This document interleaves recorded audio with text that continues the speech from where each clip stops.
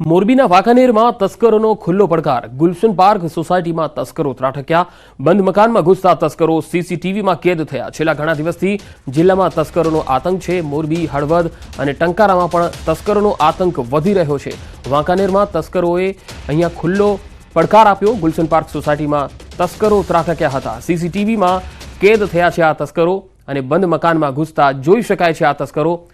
મોઢા ઉપર બુકાની બાંધી અને આ તસ્કરો લૂંટના ઈરાદે અહીંયા ઘૂસ્યા છે. મોરબીથી સંવાદદાતા અતુલ જોશી જોડાયા છે. અતુલ, આ તસ્કરો વિશે હાલ પોલીસ શું કાર્યવાહી કરી રહી છે?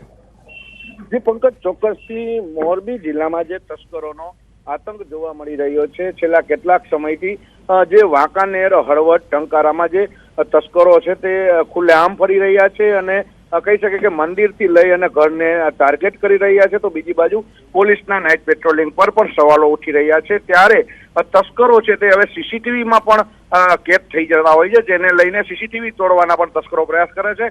પોલીસે હાલ જુદી જુદી ટીમો બનાવી અને આ તસ્કર ટોળકીને પકડવા કવાયત હાથ ધરી છે. જી અતુલ, આભાર માહિતી આપવા માટે. અમદાવાદમાં પીજી હોસ્ટેલમાં ચોરીની ઘટના બની અને ચોરી કરવા આવેલ મહિલા સીસીટીવીમાં કેદ થઈ ગઈ. ડ્રાઇવિંગ રોડ પર આવેલા પીજીની આ ઘટના છે. 1.5 લાખના ફોનની ચોરી કરી મહિલા ફરાર થઈ. અલગ અલગ રૂમમાં જતી જોઈ શકાય છે આ મહિલાને. પોલીસે સીસીટીવીના આધારે તપાસ હાથ ધરી છે. ડ્રાઇવિંગ રોડ પર આવેલા પીજીની આ ઘટના છે, જેમાં મહિલાને સીસીટીવીમાં તમે જોઈ શકો છો 1.5 લાખના ફોનની ચોરી કરી અને આ મહિલા ફરાર થઈ ગઈ છે.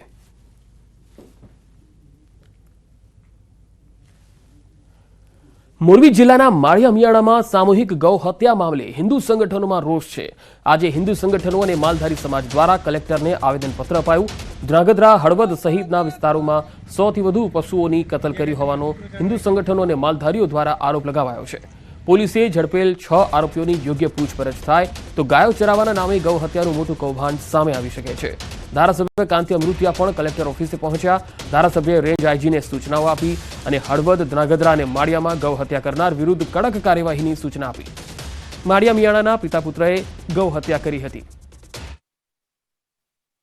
ગાયું કપાડી છે સાહેબ અમારી. એટલે ગાયો અમારે જિલ્લાભાઈની હતી, બળદેવભાઈની હતી, પીપળાવાળા ભાઈની અમારી હતી. બીજા ભાઈ અત્યારે અમારે ધ્રાંગધ્રાના બાજુના ગામડાના મિયાણી ગામ છે, હળવદ તાલુકામાં, એ હતા. એટલે આવી અનેક ટાઈમથી ગાયું કપાય છે, આજકાલની નથી. પણ અમને ક્યારે જ્યારે જાય ત્યારે ધાક ધમકી મલ્લા ખાતી હોય છે. આ અમારા જે ગૌપાલક ભાઈઓ છે એમની આશરે 100થી વધુ ગાયો ખોવાઈ ગયેલી છે, જેને ચારવા આપેલી હતી અને એવો જવાબ આપ્યો કે ગાયો ભડકીને ભાગી ગઈ છે.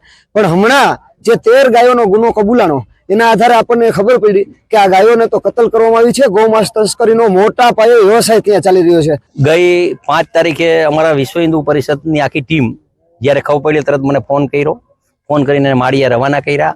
આજે માલધારીની ગાયું જે 15 એને જે ચારવા દેતા હોય, એ ચારવાના આધારે એ જે બધી કાપી નાખી અને એના કડક હાથે પગલાં લેવાનું સૂચના આપી દીધી છે. મળીને 50 ગાયો ચરાવવા માટે આપેલ હતી. આ ગાયો પૈકીની 14 ગાયો તેમની પરત નહીં મળતા તેમણે આ અંગેની ફરિયાદ લખાવી હતી. જે પૈકીની 13 ગાયો આ બંને આરોપીઓએ મુસ્તાક અને આમીનભાઈ મળીને સહ આરોપીઓ રમજાન હારૂન જામ, અલાઉદ્દીન મુસા જામ, અબ્બાસ મુસાભાઈ મોવર, સાઉદ્દીન ઓસમાણભાઈ કજેડિયા નાઓને કતલ કરવા માટે આપી દીધેલ હતી. જૂનાગઢમાં ગળે ફાંસો ખાઈ એક યુવકે આત્મહત્યા કરી. પોલીસ ભરતીની તૈયારી કરતા યુવકે આપઘાત કરી લીધો હતો. દોડની પરીક્ષામાં ફેલ થતા આત્મહત્યા કરી. ગળે ટૂંપો ખાઈ યુવકે આપઘાત કરી લીધો. પોલીસ ભરતીની તૈયારી કરતો હતો આ યુવક.